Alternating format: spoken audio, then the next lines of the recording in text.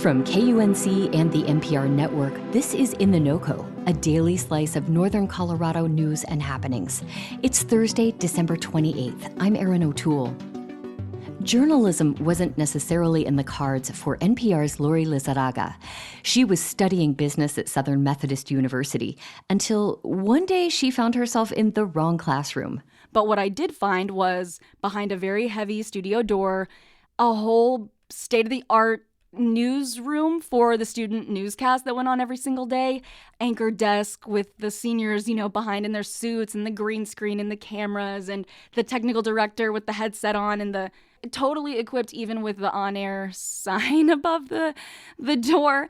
And the technical director turns around and, takes off his headphones and is like, "Close the door."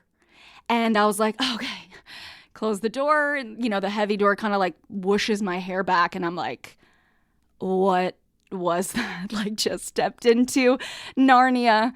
She never did find that class she was signed up for, but Lizarraga did find her calling, and she's been telling stories ever since.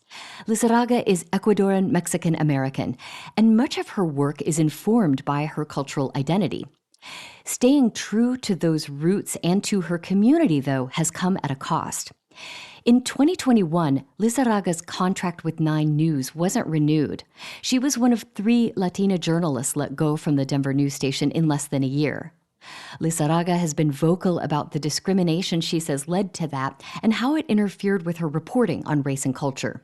But now, as a host for NPR's Code Switch, Lizarraga meticulously unpacks how issues of race and culture underpin everything in America.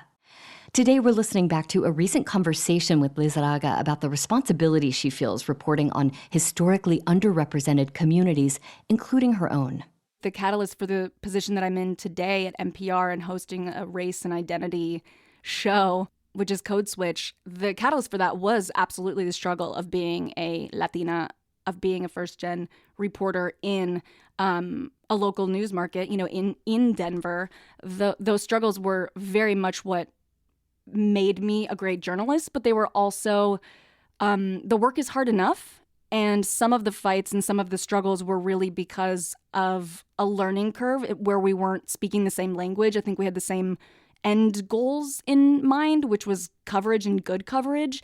But who is newsworthy is sort of in the eyes of decision makers. And who is newsworthy and what is newsworthy, that really does vary. And so trying to legitimize that point of what was worth talking about while also just doing the hard job of being a journalist, certainly during the social justice movement, certainly during the pandemic, all of it was so challenging anyway to then be fighting the fight on top of a really hard job. It's exhausting, but I don't think that has to necessarily, and this is me, right, talking to myself.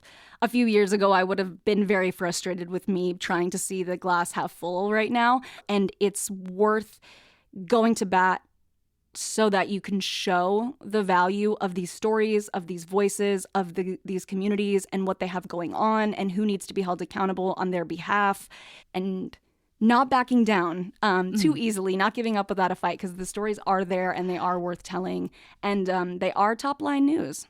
Yeah. Well, you mentioned this, but I want to come back to your time at 9 News in Denver. Could you briefly explain what happened and what you took away from your experience there? Yeah, absolutely. I mean, I think that it would be a much longer conversation than we have the time for, Erin, to say exactly what happened.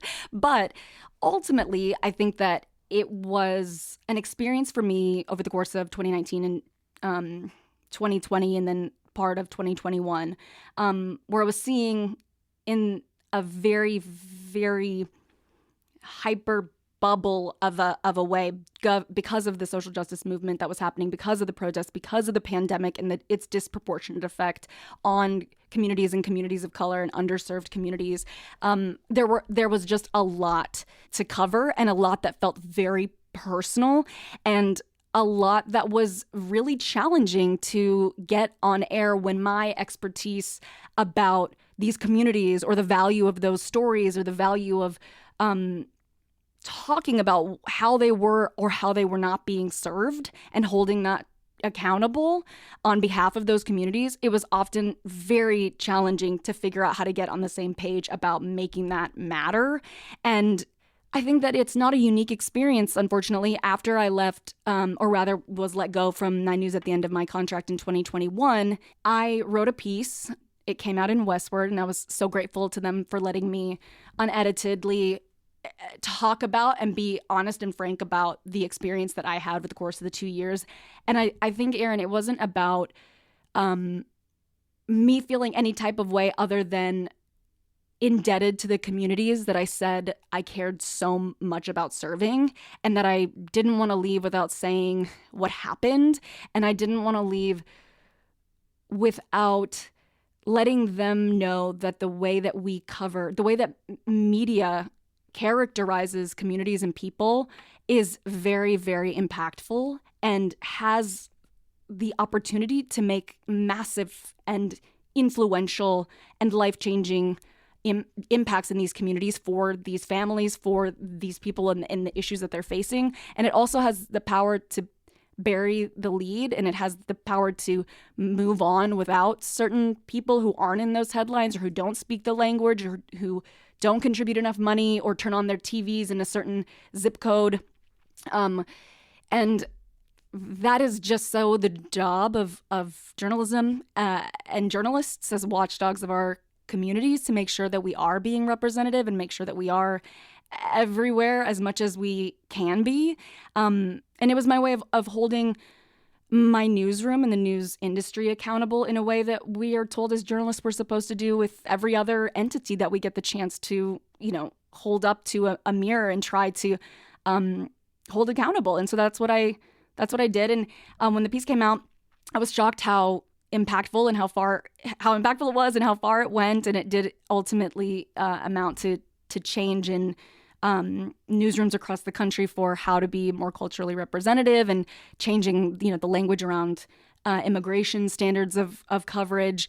But more than anything, it was part of a larger conversation that we're still having today about how to do coverage that's inclusive, but coverage that doesn't also feel that being inclusive is like charity, like making sure that we're putting priority on all communities, not because it's like a favor, but because they're part of your community and they're part of your market. So it's our duty to make sure that we're reporting on everyone.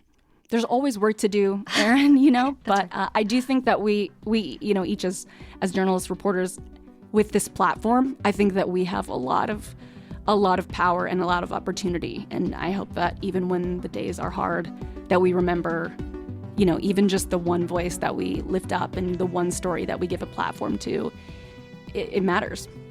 Lori, thank you so much for all the great work that you do for Code Switch, and thanks for taking the time to talk with me today. Well, thanks for inviting me. This is such a treat. You can listen to more of my conversation with Lori Lizarraga at our website, kunc.org. That's it for us today here on In the NOCO. We'll be back tomorrow with more of our favorite episodes from this past year. Robin Vincent is our executive producer. I'm your host, Erin O'Toole. See you next time.